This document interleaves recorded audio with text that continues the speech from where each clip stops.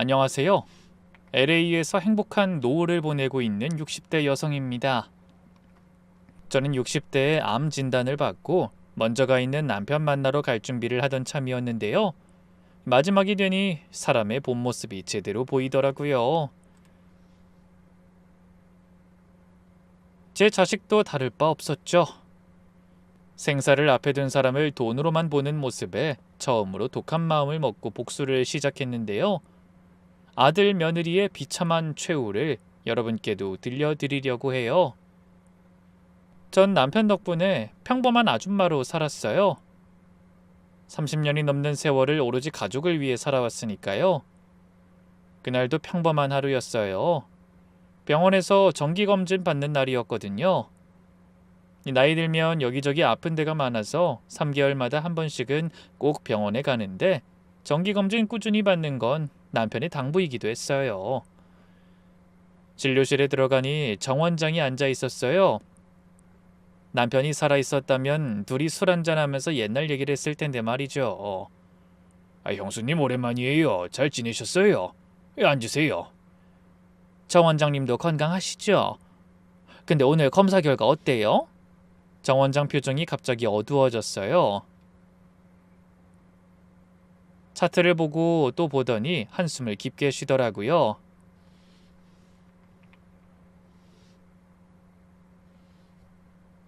형수님, 이걸 어떻게 말씀드려야 할지 저도 참 어렵네요. 심장이 내려앉았어요. 좋은 소식이 아니라는 걸 본능적으로 알 수 있었거든요. 형수님, 이 형님도 없는데 형수님한테 이런 말씀 드리기가... 지금 위암으로 보입니다. 그것도 3, 4기쯤 돼 보이는데 이 다른 장기로도 전이가 상당히 진행됐고요. 귀가 멍해졌어요. 정 원장 입은 계속 움직이는데 아무 소리도 들리지 않더라고요. 그게 정말이에요? 저 아무 문제 없었는데 이렇게 증상도 없이... 형수님, 이 다른 병원 가서 다시 검사 받아보셔야 돼요. 저도 좀 더 볼게요. 정 원장이 제 손을 잡았어요. 형수님, 이 현실적으로 6개월 정도 보셔야 할 것 같아요. 준비를 하시는 게... 정 원장이 뭔가 더 말하려다가 멈췄어요. 그리고는 묘한 표정을 지으며 말했죠. 근데 검사 수치가 좀 애매한 부분이 있는데... 아니에요. 나중에 말씀드릴게요. 왜요? 뭐가 이상한데요? 정말 심각한 거예요? 아니에요, 형수님. 그래도 민수한테는 알리셔야죠. 제가 연락해 볼까요? 아직은 제가 직접 말할게요. 암튼 형수님 너무 걱정하지 말고 이제부터라도 형수님 생각만 하면서 지내세요. 형님도 그걸 바라실 거예요. 음식 잘 가려 드시고요. 병원을 나와서 택시를 탔어요. 핸드폰을 꺼내 아들 번호를 눌렀다가 다시 내려놨죠. 뭐라고 말해야 할지 모르겠더라고요. 엄마가 암이라서 곧 죽을 것 같다고 말하면 우리 아들이 얼마나 슬퍼할까 싶어서요. 사실 정 원장이 남편 고등학교 동창이라 더 믿기지 않았던 것도 있어요. 그런데 진지한 표정을 보니 현실이더라고요. 그때 문득 통장 잔고가 떠올랐어요. 평생 아끼고 모아서 3억 정도 있었고 남편 사망보험금으로 받은 5억까지 합치면 8억이 되죠. 적지 않은 돈이에요. 그래도 이 돈이면 아들에게 물려주고 가도 사업도 크게 키울 수 있을 거예요. 집에 도착해서 현관문을 열었어요. 조용한 집안이 오늘따라 더 썰렁하게 느껴지더군요.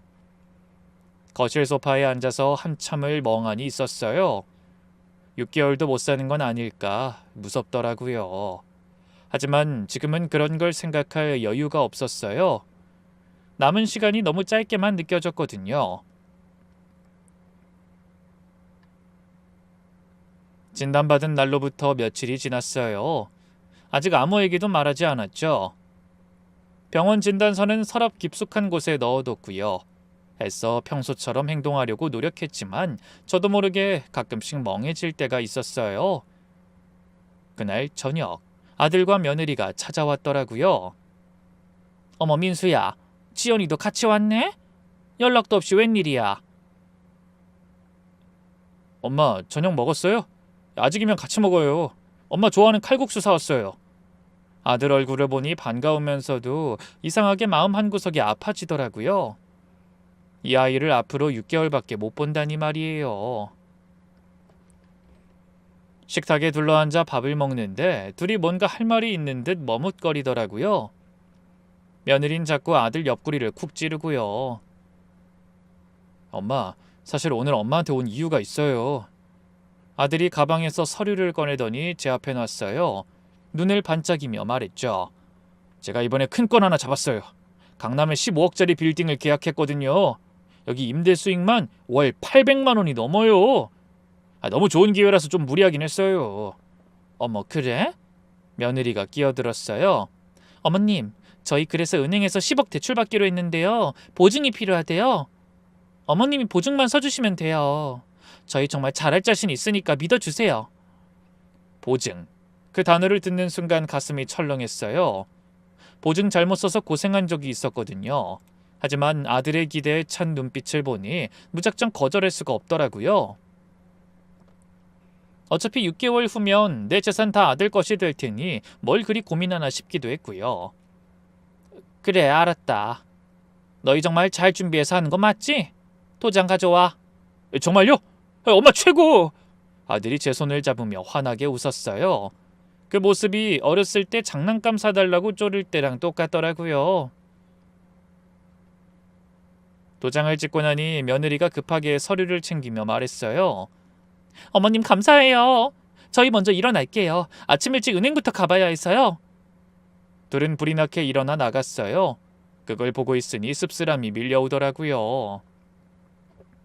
다음 날 아침 며느리에게서 전화가 왔어요. 어머님, 오늘 병원 가신다고 하셨죠? 이번엔 저희도 같이 갈게요. 어머님 연세도 있으신데 혼자 다니시면 걱정되잖아요. 아니야, 괜찮은데. 저희가 모시겠다는데 거절하시면 섭섭해요. 11시에 모시러 갈게요. 전화를 끊고 나니 이상한 기분이 들었어요.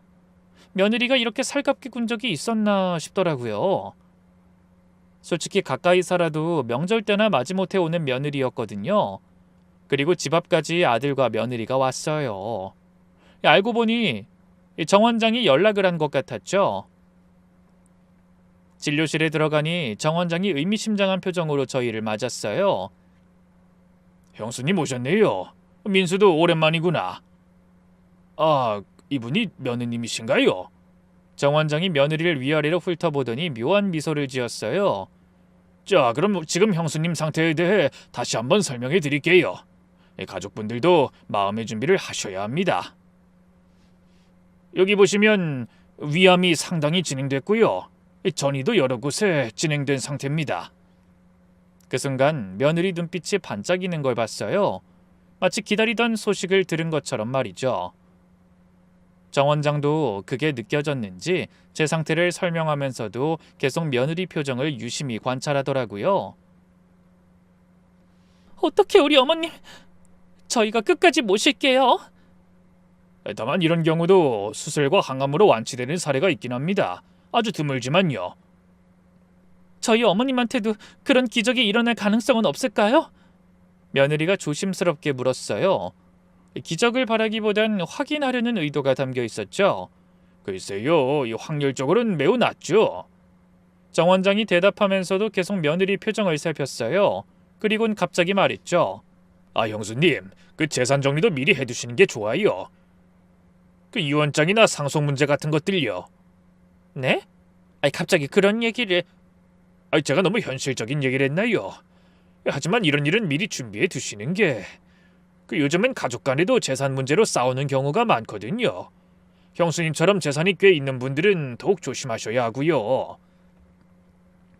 정 원장이 저를 똑바로 보며 말했어요. 그 눈빛엔 경고가 담겨 있었죠. 어머님한테 재산이 많아요? 며느리가 깜짝 놀란 척 물었어요. 하지만 이미 다 알고 있다는 걸 전 알고 있었죠. 형수님이 너무 겸손하시네요. 제가 알기론 꽤 되시는 걸로. 진료가 끝나고 나오는데 정 원장이 저를 살짝 불렀어요. 형수님 잠깐만요. 아들과 며느리를 먼저 보내고 정 원장과 둘만 남았어요.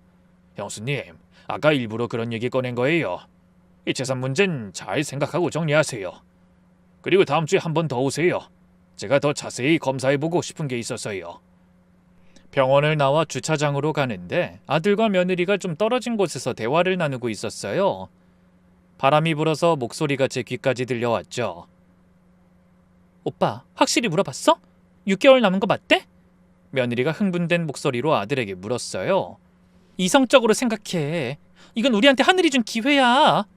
우리 빚이 얼만지 알지? 15억이야. 이자만 매달 1,000만 원 넘게 나가고 있잖아. 아들이 한숨을 쉬었어요.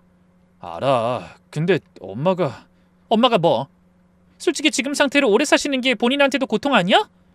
매일 아프고 병원 다니고 항암 치료도 쉬운 줄 알아? 차라리 편하게 가시는 게 나을 수도 있어. 아이, 그거야 그런데. 며느리 목소리가 더 차가워졌어요. 오빠, 우리 현실적으로 생각해보자. 어머님 집이 7억, 예금이 3억은 있을 거야. 보험금까지 합치면 15억은 나와. 빚 다 갚고도 남아. 그러니까 빨리 움직여야지. 어머님이 괜히 마음 바뀌기 전에 우리한테 재산 넘기도록 해야 돼. 아들은 머뭇거렸어요. 그래도 그건 좀 너무... 좀 뭐? 우리 둘 다 알잖아. 어머님이 빨리 가시는 게 모두한테 좋다는 거. 그래야 어머님도 고통 안 받고 우리도 빚에서 벗어나고. 이건 자연스러운 순서야. 솔직히 충분히 사셨어. 제 다리가 풀려서 차를 붙잡고 겨우 서 있었어요. 며느리가 아들 팔을 잡으며 정신 차리란 듯이 말했죠. 6개월만 참자. 그럼 우리 인생이 완전히 바뀔 거야. 그 돈으로 다시 시작하는 거야. 그리고 장례식은 화려하게 해드리자. 그래야 사람들이 우리 욕 안 하지. 두 사람이 제 쪽으로 걸어오기 시작했어요. 저는 급히 몸을 돌려 다른 곳을 보는 척했죠. 저는 애써 웃으며 차에 올라탔죠. 하지만 가슴이 찢어지는 것 같았어요. 집에 도착한 후 정 원장한테서 문자가 왔어요. 형수님, 제가 도와드릴 일 있으면 얘기하세요. 형님 대신 형수님 지켜드려야죠. 정 원장이 남편을 대신해 든든한 조력자가 되어준 것 같아 마음이 좀 놓였어요. 적어도 세상에 제 편이 하나 있다는 게 위로가 되더라고요. 그날 밤은 한숨도 못 잤어요. 천장만 멍하니 바라보면서 지난 35년을 되돌아봤죠. 남편과 결혼했을 때가 생각났어요. 또 아들이 태어났을 때의 그 기쁨도 아직 생생해요. 그 작은 손가락이 제 손을 꼭 잡았을 때 세상을 다 가진 것 같았거든요. 남편은 아들이 어릴 때 사고로 세상을 떠났죠. 그래도 아들을 위해 악착같이 살았어요. 내 아들만은 남부럽지 않게 키우고 싶었거든요. 그렇게 제 역할을 다했다고 생각했는데 목숨보다 귀하게 키운 아들이 이렇게 변할 줄은 꿈에도 몰랐네요. 하긴 며느리를 만나고부터 아들도 조금씩 변하긴 했던 것 같아요. 명절에도 잘 안 오고 돈 달라는 말할 때만 찾아오고 제 생일도 까먹고 말이에요. 그래서 저는 독하게 마음을 먹었습니다. 이대로 당할 순 없지. 자식이라도 나를 돈으로만 보면 본때를 보여줘야지. 다음 날 아침부터 며느리가 혼자 절 찾아왔더군요. 어머님, 사실 드릴 말씀이 있어서 왔어요. 어제 병원에서 듣고 많이 놀라셨죠? 뭐 나이 들면 다 그런 거지. 어머님, 이젠 현실적인 이야기를 해야 할 것 같아요. 어머님이 갑자기 쓰러지시면 병원비도 내야 하고 여러 가지 처리할 일이 많잖아요. 그래서 말인데 앞으로 통장이랑 도장도 저희가 관리하면 안 될까요? 어머님 편하게 지내시라고 그러는 거예요.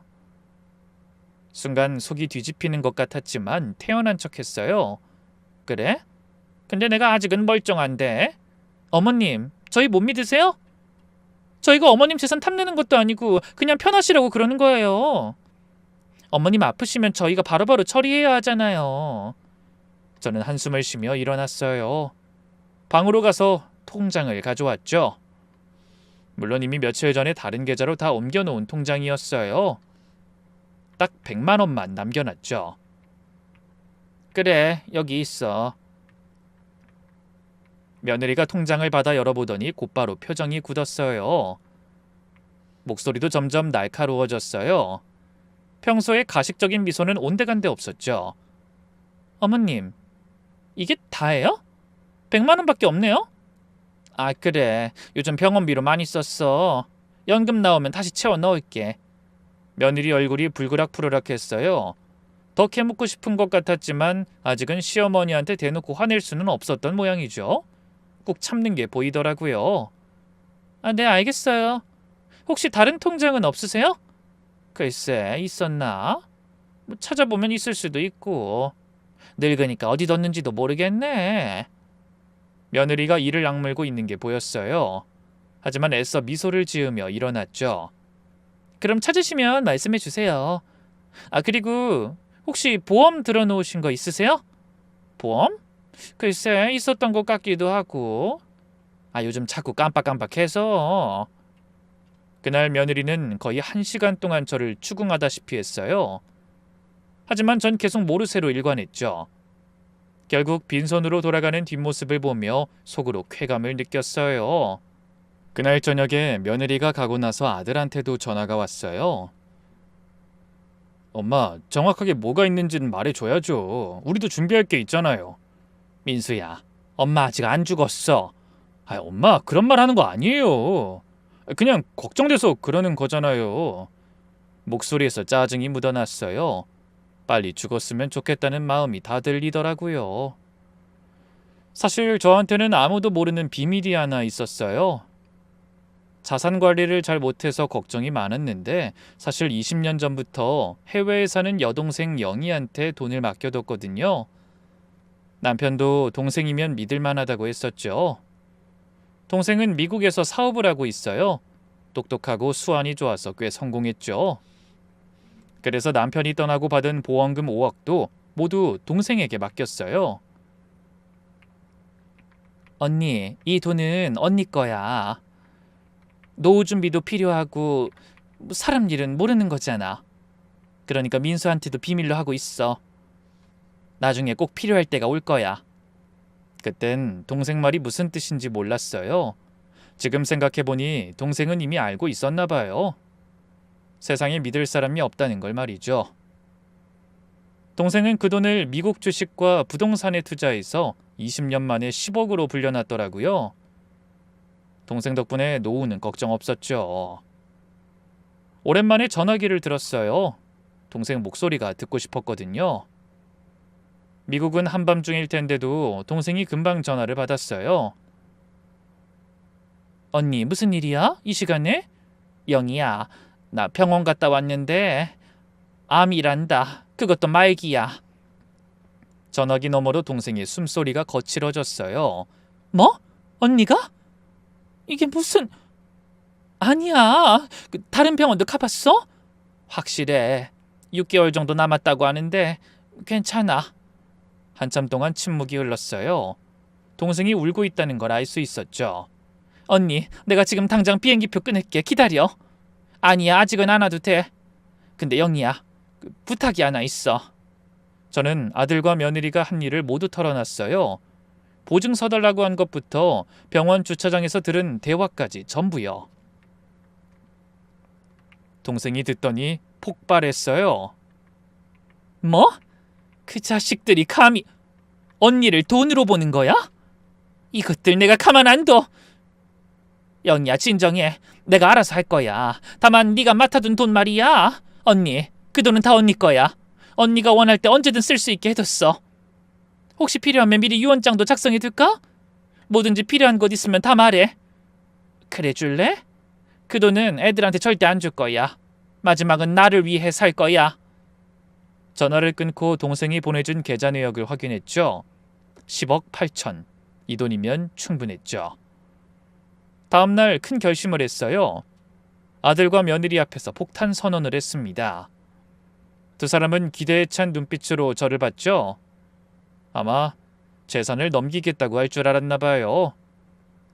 나 이 집 팔기로 했다. 엄마, 갑자기 그게 무슨 말이에요? 멀쩡한 집을 왜 팔아요? 제주도에 가서 살고 싶어. 시원한 바다 보면서 살고 싶었거든. 내 소원이었어. 아니 엄마, 이 집이 얼마짜린데 갑자기 판다고요? 내 집인데 내 맘대로도 못해?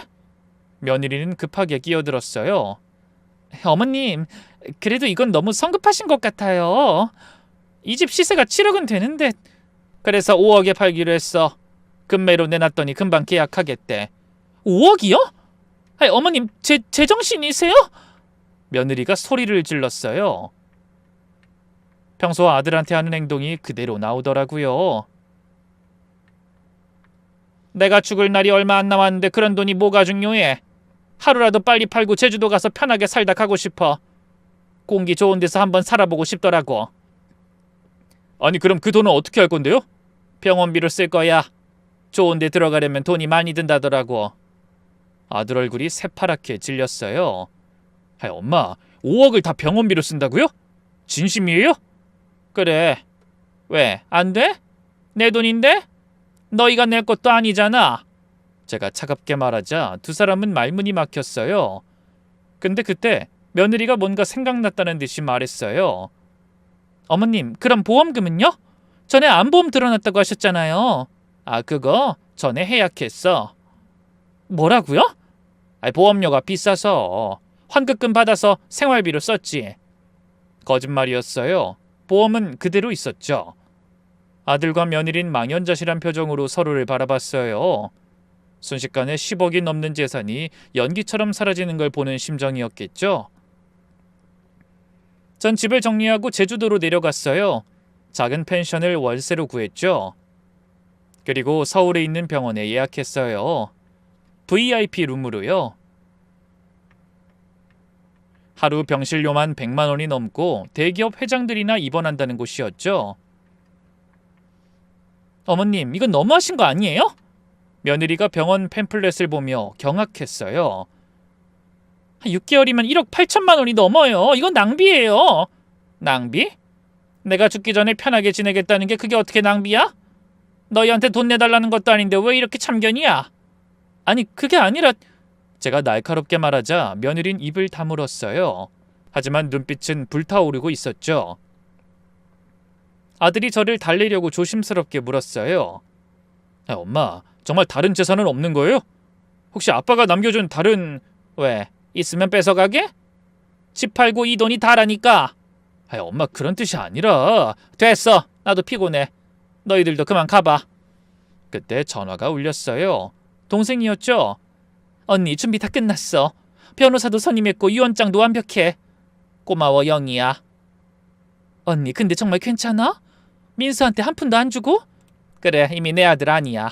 이렇게 준다고 고마워할 것 같지도 않고. 2주 후 동생이 저를 위해 한국에 왔어요. 8년 만에 귀국이었죠. 공항에서 만난 동생은 여전히 당당하고 멋있었어요. 동생이 저를 꼭 안았어요. 그 품이 어찌나 따뜻하던지.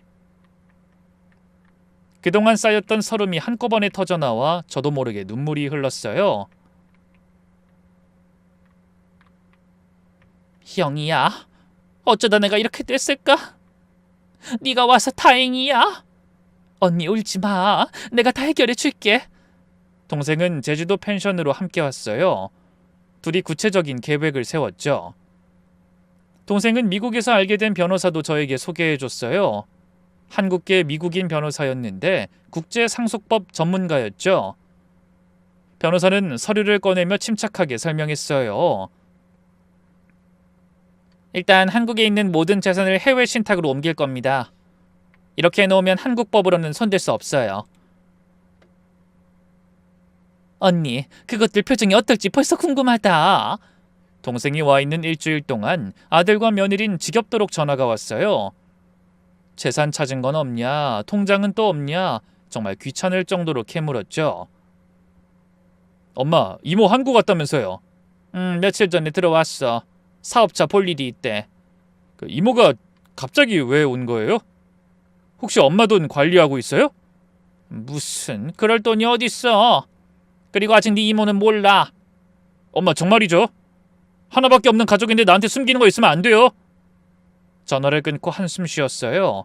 저 집요함이 정말 무서웠죠. 동생이 한국에 온 지 2주가 지났을 때였죠. 그동안 동생은 철저히 준비했어요. 미국에서 가져온 서류며 가짜 투자 계약서며 모든 게 완벽했어요.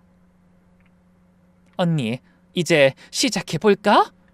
동생이 싹 웃으며 핸드폰을 들었어요. 아들한테 전화를 건 거죠. 동생은 일부러 병원으로 찾아왔어요. 누워있는 저를 보더니 눈물을 흘리는 연기를 했죠. 때마침 아들과 며느리도 와 있었고요. 언니, 어떻게 이런 일이? 민수야, 네 엄마 잘 모시고 있니? 네, 이모, 당연하죠. 제가 매일 와요.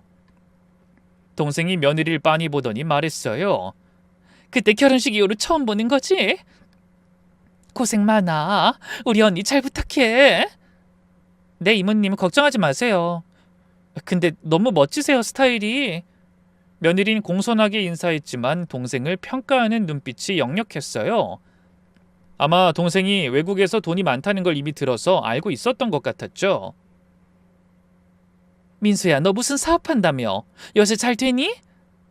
그럭저럭요. 그럭저럭? 내가 들은 바로는 요즘 자금 때문에 힘들다던데? 아들이 깜짝 놀랐어요. 언니가 다 알려줬어. 10억 대출 받았다며. 그것 때문에 걱정이 많다고 하더라. 동생이 잠시 뜸을 들이더니 아들이 혹할 만한 이야기를 꺼냈어요. 마침 잘 됐다. 내가 미국에서 부동산 개발 사업을 하는데 한국 투자자를 찾고 있었거든. 너도 혹시 관심 있니? LA 한인타운에 호텔 짓는 프로젝트야. 10억 투자하면 1년 안에 최소 2배는 보장해. 이미 시공사도 정해졌고 인허가도 다 났어. 아들 눈이 번쩍 뜨였어요. 며느리도 몸을 앞으로 기울였고요. 동생이 태블릿을 꺼내서 그럴듯한 조감도와 서류들을 보여줬어요. 물론 다 가짜였죠. 하지만 너무나 정교하게 만들어져서 진짜처럼 보였어요. 이모, 정말이에요? 1년에 2배요? 아들이 흥분한 목소리로 물었어요. 그럼 내가 설마 조카한테 거짓말하겠니? 근데 조건이 하나 있어. 뭔데요? 현금으로만 받아. 그리고 이 건은 비밀이야. 세금 문제 때문에 복잡해질 수 있거든. 아들과 며느리가 눈빛을 교환했어요. 그리고는 거의 동시에 말했죠. 이모, 저희 하고 싶어요. 할게요. 그래. 근데 너희 10억이나 되는 현금 있니? 아들이 잠시 머뭇거리더니 말했어요. 이모, 혹시 엄마 돌아가시면 바로 회수할 수 있죠? 순간 동생 얼굴이 차가워졌어요. 곧 미소를 지으며 말했죠. 물론이지. 언니가 얼마나 남았다고 했더라? 3개월? 뭐 그때쯤이면 수익 나겠네. 동생이 잠시 자리를 비운 사이 둘의 대화가 녹음기에 고스란히 담겼어요. 며느리가 한숨을 쉬며 말했죠. 생각해봐. 아버님도 저 위에서 기다리고 계실 텐데 어머니도 병원에서 누워서 이렇게 혼자 계시는 것보다 아버님 곁으로 가시는 게 더 행복하실 거야. 맞아. 엄마도 맨날 아빠 보고 싶다고 그랬어. 아들이 동조했죠. 근데 왜 이렇게 오래 버티시는 거야? 그때 6개월인가 하더니 벌써 4개월째잖아. 그러니까 좀 타이밍 맞춰가면 좋을 텐데. 우리도 계획이 있는데 말이야. 솔직히 병원비 하루에 100만 원씩 나가는 것도 아까워. 그 돈이면 우리가 얼마나 잘 살 수 있는데. 자식 미래를 생각해야지. 이렇게 돈만 축 내면서 버티는 게 맞아? 아들이 잠시 침묵하더니 말했어요. 엄마가 좀 이기적인 것 같아. 뭐 하나 제대로 물려주지도 않고. 그러니까 집도 금매로 팔아버리고 보험도 해약하고. 도대체 무슨 생각인지 모르겠어. 혹시 다른 데 돈 빼돌린 거 아닐까? 뭐 그럴 수도 있어. 이모가 뭔가 알고 있는 것 같기도 하고. 갑자기 온 것도 이상해. 며느리가 속삭였어요. 어머님 돌아가시면 바로 이모님께 연락해서 투자금 회수해야 해. 그리고 집 정리하고 보험금 타고. 우리 진짜 할 일 많네. 근데 다음 달까지 버티실까? 진짜 어머님도 좀 눈치가 있으셨으면 좋겠어. 이 정도면 충분히 사신 거 아닌가? 그때 동생이 다시 들어왔어요. 두 사람은 재빨리 표정을 바꿨죠.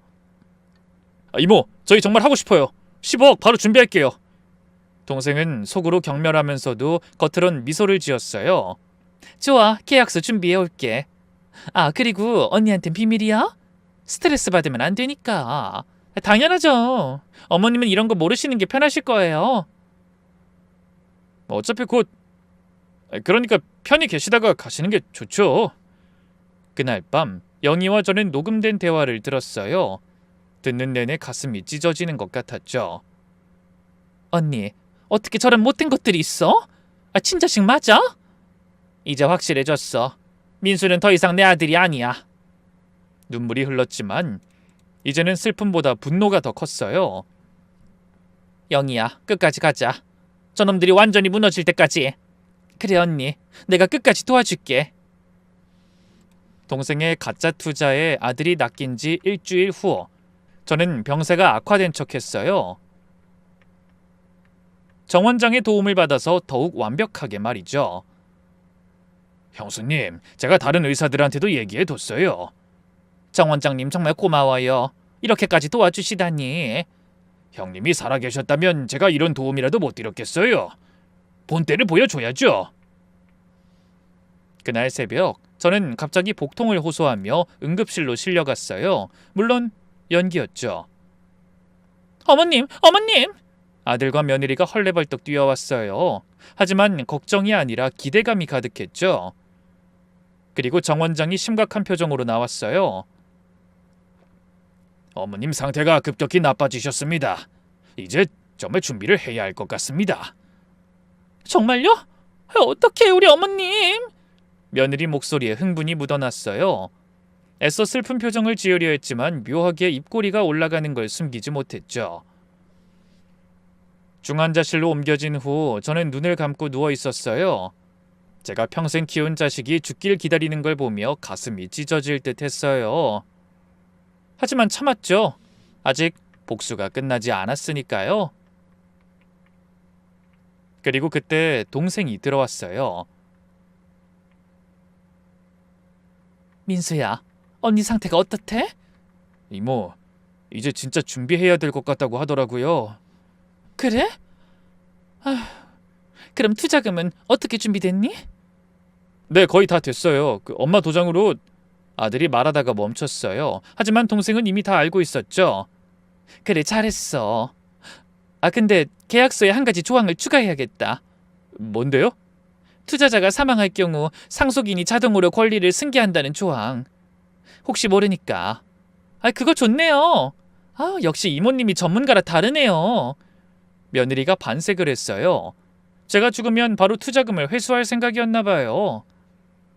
동생은 새로운 계약서를 내밀었고 아들은 바로 서명했어요. 하지만 그 계약서에는 투자 사기라는 문구가 아주 작은 글씨로 숨겨져 있었죠. 일주일이 지났지만 저는 죽지 않았어요. 오히려 기적적으로 회복되는 모습을 보였죠. 아들과 며느리는 헐레벌떡 달려왔어요. 그런데 표정이 묘했어요. 겉으로는 기뻐하는 척했지만 눈빛에는 실망감이 가득했죠. 그게 제 눈에 다 보이더라고요. 어머님 정신이 드세요? 정말 다행이에요. 엄마 괜찮아요? 나 알아보겠어요? 엄마가 꿈을 꿨어. 아빠를 만났는데 아직 올 때가 아니래. 할 일이 남았다고. 저는 연약한 목소리로 말했어요. 근데 엄마가 유언장을 수정하고 싶어. 조금이라도 기운 있을 때. 네? 유언장이요? 엄마 일단 회복이 먼저예요. 그건 나중에. 며느린 재빨리 말했어요. 그래요 어머님. 미리 정해놓으시는 게 좋을 것 같아요. 저희도 준비가 되고요. 그래, 그럼 변호사 좀 내일 불러줄래? 다음 날 병실에 변호사가 왔어요. 동생이 준비한 변호사였죠. 김영숙 여사님의 유언장을 공개하겠습니다. 본인 김영숙은 다음과 같이 유언합니다. 첫째, 본인의 모든 재산은 사회복지재단인 희망의 집에 기부한다. 뭐라고요? 잠시만요. 이게 무슨... 아들이 벌떡 놀라 일어섰어요. 의자가 뒤로 넘어갈 정도로 급하게요. 엄마 이게 무슨 소리야? 전액 기부? 어머님 지금 정신이 온전하신 거 맞아요? 이건 말이 안 돼요. 변호사가 침착하게 말을 이었어요. 아직 끝나지 않았습니다. 들어보세요. 둘째, 단 아들 김민수가 본인의 임종시까지 성심성의껏 간병할 경우 1억 원을 상속한다. 1억? 고작 1억이요? 며느리가 질색하며 소리를 질렀어요. 어머님 너무하신 거 아니에요? 저희가 그동안 어떻게 어머님을 모셨는데? 매일 병원 오고 간병하고 병원비며 뭐며 다 저희가 신경 썼잖아요. 병원비? 그것도 내 돈으로 낸 거 아니니? 제가 차갑게 말했어요. 그래도 우리가 가족인데 가족한테 1억 주고 남한테 다 주겠다는 거잖아요. 아들은 주먹을 쥐며 말했어요. 엄마가 지금 암 때문에 제정신으로 판단을 못 하시는 거예요. 다시 해요. 내가 제정신이 아니라고? 그래요. 멀쩡한 사람이 자식한테 재산 안 주고 남한테 다 준다는 게 말이 돼요? 며느리도 변호사를 향해 소리쳤어요. 이거 무효 아니에요? 정신이 온전하지 않은 상태에서 작성한 거잖아요. 김영숙 여사님은 정상 판정 받으셨습니다. 법적으로도 아무 문제 없습니다. 그럴 리 없어. 아니야, 잘못됐어. 당황한 아들이 제 앞으로 다가왔어요. 엄마, 왜 이러는 거야? 내가 뭘 잘못했어? 엄마 아들이잖아. 나잖아. 그래, 내 아들이었지. 하지만 지금은 아니야. 너희가 한 말 다 들었어.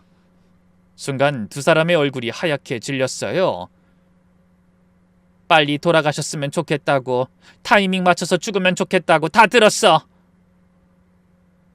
내가 아빠 곁으로 가는 게 더 행복할 거라고? 병원비 하루 100만 원이 아깝다고? 그것도 다 들었어. 아들이 무릎을 꿇었어요. 엄마, 그건 오해야. 우리가 그런 뜻으로 한 말이 아니라. 그럼 무슨 뜻이니? 어머님 돌아가시면 바로 투자금 회수해야 한다는 건 무슨 뜻이야? 이번엔 정말로 두 사람이 할 말을 잃었어요. 며느리가 갑자기 태도를 바꿨어요. 눈물을 뚝뚝 흘리며 제 손을 잡으려 했죠. 어머님, 저희가 잘못했어요. 정말 죄송해요. 한 번만 용서해 주세요. 그런 생각 안 할게요. 그런 생각? 내가 빨리 죽길 바라는 생각? 아니에요. 그게 아니라 저희가 돈에 눈이 멀어서 잠깐 정신을 놓았어요. 아들도 따라 울기 시작했어요. 엄마, 내가 미쳤었어. 아니, 내가 나쁜 놈이야. 엄마, 한 번만 용서해줘. 정말 잘할게. 35년을 키운 자식이 나한테 한 짓이 이거야. 내가 널 어떻게 키웠는데. 제 목소리가 떨렸어요. 그때부턴 연기가 아니라 진짜 감정이 북받쳐 올랐거든요. 새벽부터 일어나서 도시락 싸주고 학원비 대느라 내 밥은 굶고 대학 등록금 내느라 집까지 팔았어. 그렇게 키운 자식이 내가 죽기만 기다리고 있었다니. 네 아빠 가고도 부족함 없이 키우려고 얼마나 열심히 살았는데 너 하나만 보고 살았어. 엄마, 나가. 다신 내 앞에 나타나지 마라. 그때 며느리가 갑자기 도끼를 품은 눈으로 말했어요. 좋아요. 네, 인정해요. 우리가 나쁜 짓 했어요. 그런데 어머님도 이상하신 거 아니에요? 자식한테 재산 하나 안 주고 다 기부한다는 게 정상이냐고요? 아들이 말렸지만 흥분한 며느린 멈추지 않았어요. 아니, 할 말은 해야지. 평생 가족을 위해 살았다면서요. 그럼 마지막 가실 때도 가족을 위해 사셔야 하는 거 아니에요? 왜 죽기 전에 갑자기 남한테 다 주는 건데요? 가족? 내 죽기만 기다리는 너희가 가족이야? 엄마, 한 달만, 아니 일주일만 시간을 줘. 내가 정말 잘못했다는 걸 증명해 볼게. 진심으로 뉘우치고 있어. 근데 잠깐 돈이 급하게 필요해서 그랬던 것뿐이야. 너무 늦었어. 이미 엄마 마음은 떠났어. 며느리가 코웃음을 치면서 비웃었어요. 그러니까 어머님도 결국 돈이잖아요. 어머님도 돈으로 자식을 시험한 거잖아요. 안 그래요? 근데 우리만 나쁜 사람이에요? 어머님도 똑같아요. 그래, 너희 같은 인간들을 믿고 인생을 바친 내 잘못이야. 둘은 결국 병실을 나갔어요. 문을 쾅 닫고 나가면서 며느리가 소리쳤죠. 후회하실 거예요. 자식 버리고 혼자 죽어가는 게 어떤 기분인지 느껴보세요. 병실이 조용해졌어요. 변호사가 조심스럽게 물었죠. 괜찮으십니까? 네, 시원하네요. 차라리 잘 됐어요. 동생도 들어왔어요. 밖에서 다 듣고 있었나 봐요. 언니 잘했어. 저런 놈들한테 한 푼도 줄 필요 없어. 정말 잘한 거야. 그래, 이제 정말 끝이구나. 하지만 아직 끝이 아니었어요. 아들과 며느리가 마지막 발악을 할 게 뻔했거든요. 이틀 후 아들과 며느리가 다시 병원에 찾아왔어요. 이번엔 뭔가 결의에 찬 표정이었죠. 엄마, 할 말 있어요. 더 이상 들을 말 없어. 돌아가. 하지만 두 사람은 병실로 밀고 들어왔어요. 어머님, 우리가 변호사한테 물어봤는데요. 어머님이 정신적으로 온전하지 않은 상태에서 작성한 유언장은 무효래요. 그래서 어머님을 정신병원에 입원시킬 거예요. 치매 진단 받으시면 유언장도 무효가 되고요. 뭐? 너희가 나한테 어떻게... 어머님이 먼저 시작한 거예요.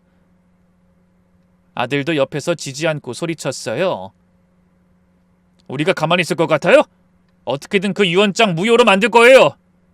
그래, 어디 한번 해보려무나. 근데 너희가 모르는 게 하나 있어. 영희야, 들어와. 그때 동생이 경찰 2명과 함께 병실로 들어왔어요. 김민수 씨, 사기 및 문서 위조 혐의로 조사받으셔야겠습니다. 같이 가시죠. 사기? 문서 위조? 그게 무슨... 김민수 씨, 어머님 도장 위조해서 대출 받으신 거 있죠? 15억 대출 서류에 어머님 도장이 찍혀 있는데 어머님은 허락한 적 없다고 하시네요. 그건 엄마가 허락... 며느리가 동생을 노려봤어요. 이모가 우리를 함정에 빠뜨린 거잖아요. 그 투자건도 다 거짓말인 거죠? 그래, 거짓말이었어. 하지만 너희도 마지막 기회가 있었어. 무슨 기회요? 내가 투자 제안을 한 건 사실 너희가 정말 어떤 사람인지 확인해보고 싶어서였어. 만약 너희가 어머니 돈은 건드릴 수 없다고 했다면 그래도 너희를 다시 봤을 거야. 하지만 뭐라고 했니? 어머니 돌아가시면 바로 회수할 수 있냐고부터 물었잖아. 그것도 모자라서 도장까지 위조했고. 아들이 고개를 떨궜어요. 그것도 모자라서 타이밍 맞춰서 죽었으면 좋겠다고. 너희가 사람이니? 그때 정 원장이 들어왔어요. 그리고 여러분들이 알아야 할 게 하나 더 있어요. 형수님은 말기암이 아니에요. 처음부터 초기 위암이었죠. 뭐라고요?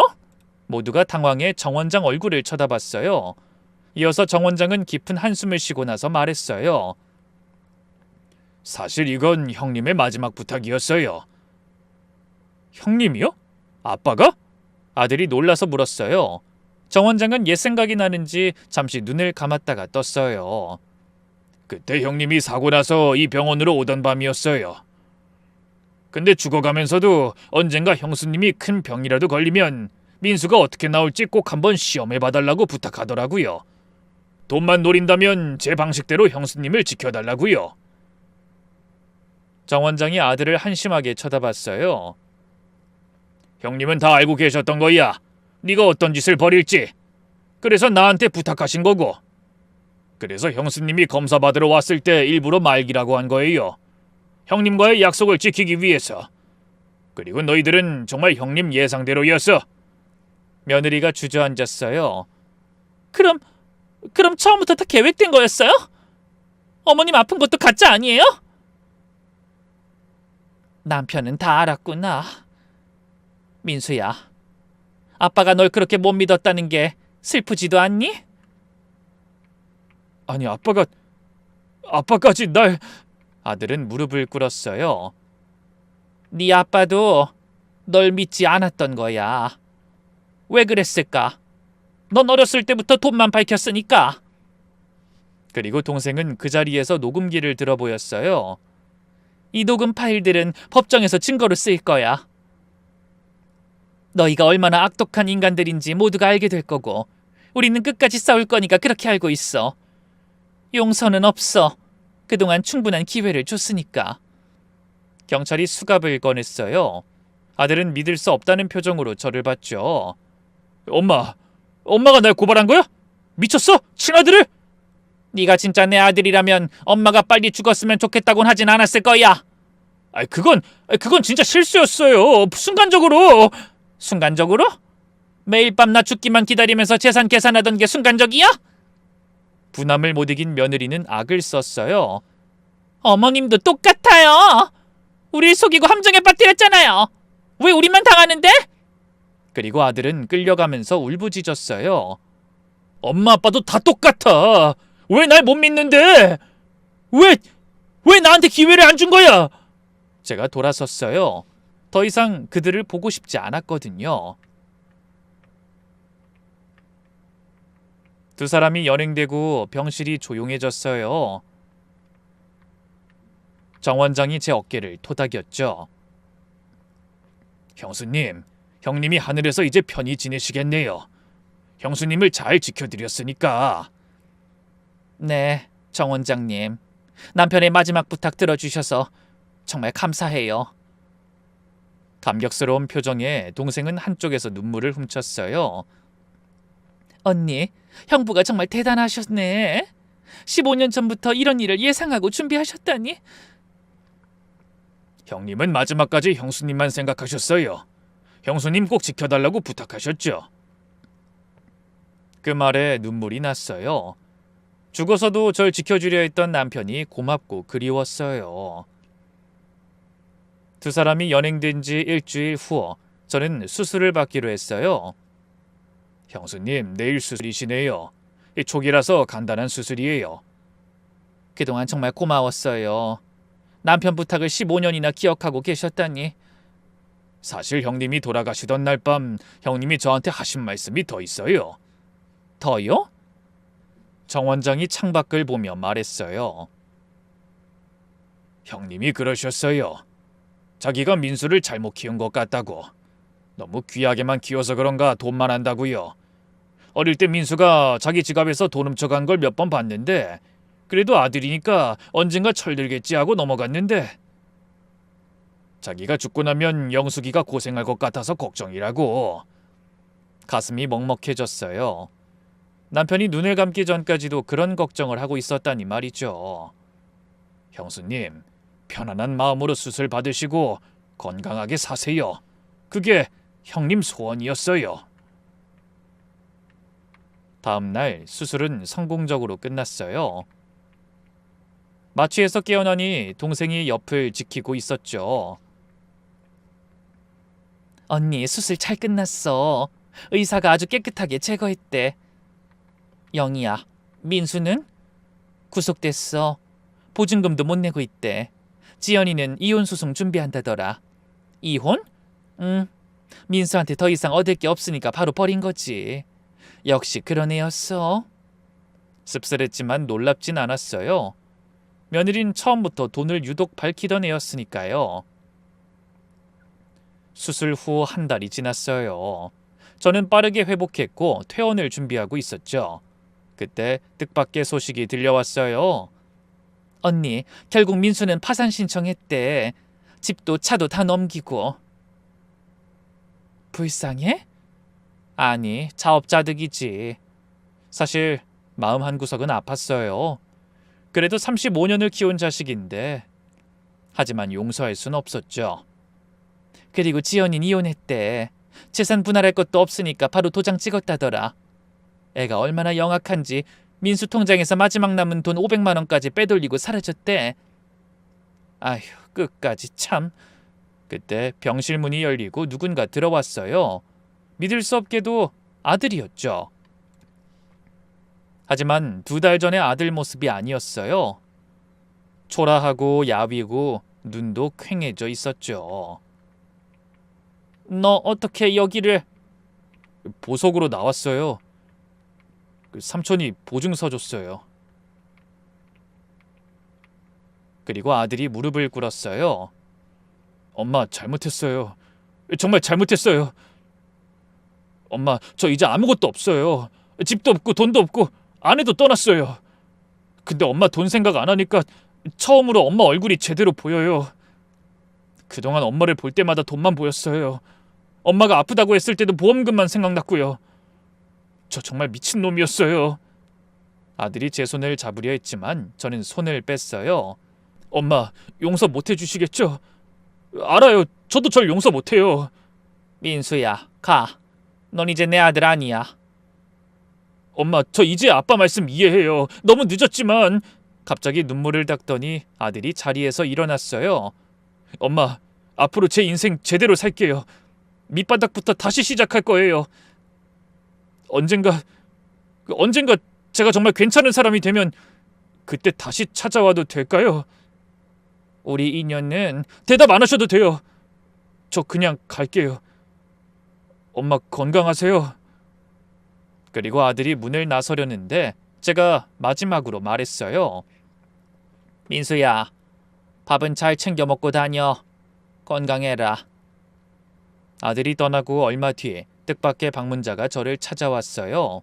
놀랍게도 며느리였죠.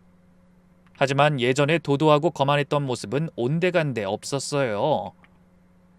며느리가 무릎을 꿇고 앉았어요. 병실 복도에서 말이죠. 어머님 제발요. 5분만, 아니 딱 3분만 이야기 들어주세요. 일어나, 창피하게 왜 이래? 할 수 없이 병실로 들였어요. 며느린 들어오자마자 또 무릎을 꿇었죠. 어머님, 저 좀 도와주세요. 저 살려주세요. 제가 사기를 당했어요. 실은 오빠랑 이혼하고 만난 남자가 있어요. 재벌 2세라고 했어요. 진짜 돈이 많은 것 같았거든요. 근데 알고 보니 다 거짓말이었어요. 제 전 재산 줬는데 2억이었어요. 오빠한테서 받은 돈이랑 그동안 모은 돈 전부요.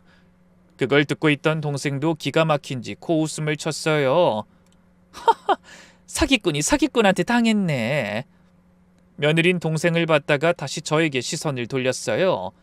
어머님, 그 남자가 제 돈 다 가지고 사라졌어요. 알고 보니 전과 오범 사기꾼이었어요.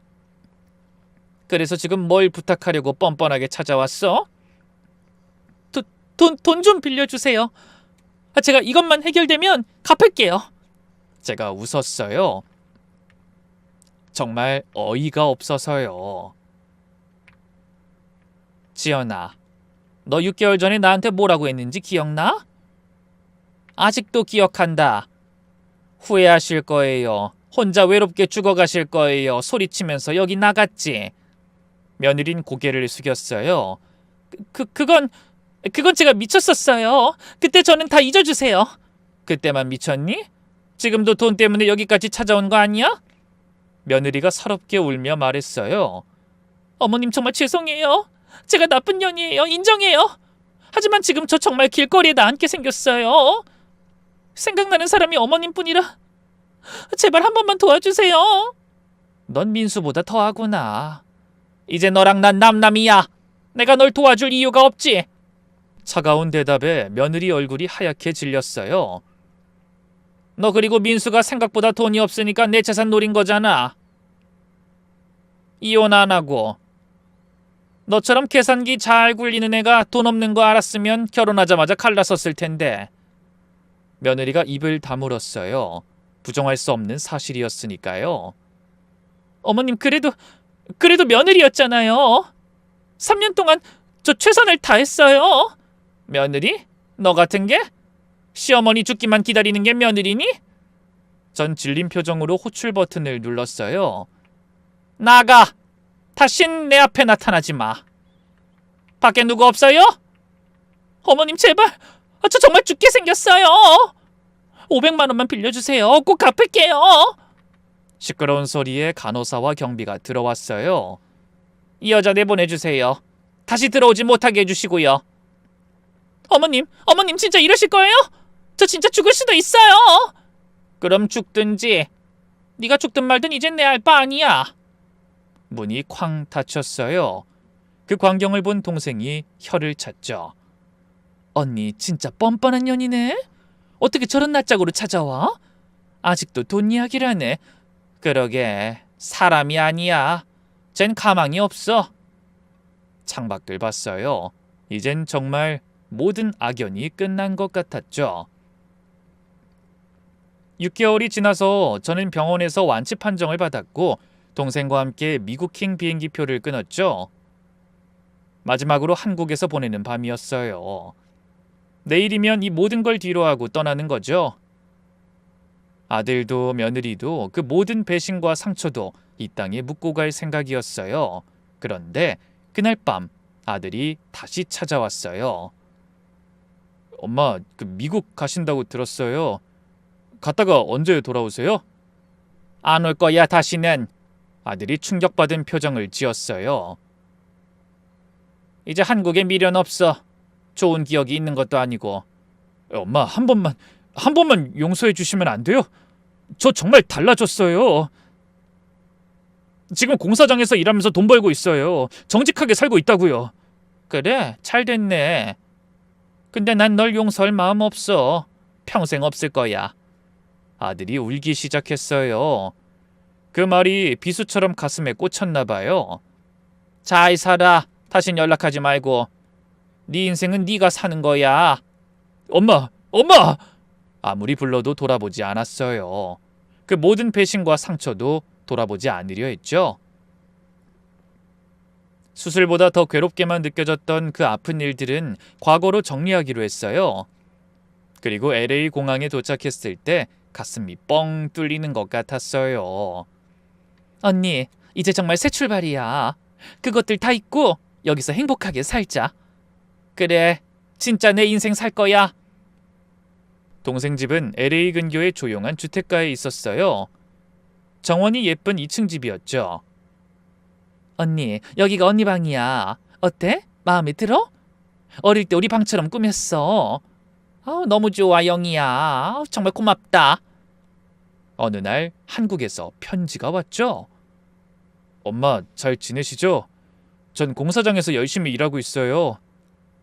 돈 많이는 못 벌지만 정직하게 벌어서 기분이 좋아요. 언젠가 정말 아들 자격이 되면 그때 한 번만 찾아뵐 수 있을까요? 엄마가 건강하시면 돼요. 못난 아들 올림. 편지를 읽고 한참을 생각했어요. 언니, 답장 안 해? 안 해. 이제 내 인생에 없는 사람이야. 내 아들은 15년 전에 아빠 따라갔어. 지금 한국에 있는 건 그냥 남이야. 요즘은 온전히 저를 위한 시간으로 보내고 있어요. 자식과 며느리에게 받은 상처가 쉽게 아물 것 같진 않지만 적어도 이젠 누구의 엄마, 누구의 아내가 아닌 김영숙으로 살아가고 있답니다. 평생 가족과 자식만 보며 살았던 제가 깨달은 건 놓아주는 것이 더 큰 사랑일 수 있다는 거예요. 여러분도 자신을 아끼고 사랑하는 것도 중요하다는 걸 제 이야기를 통해 알게 되셨으면 좋겠습니다. 그럼 제 이야기는 여기서 마칠게요.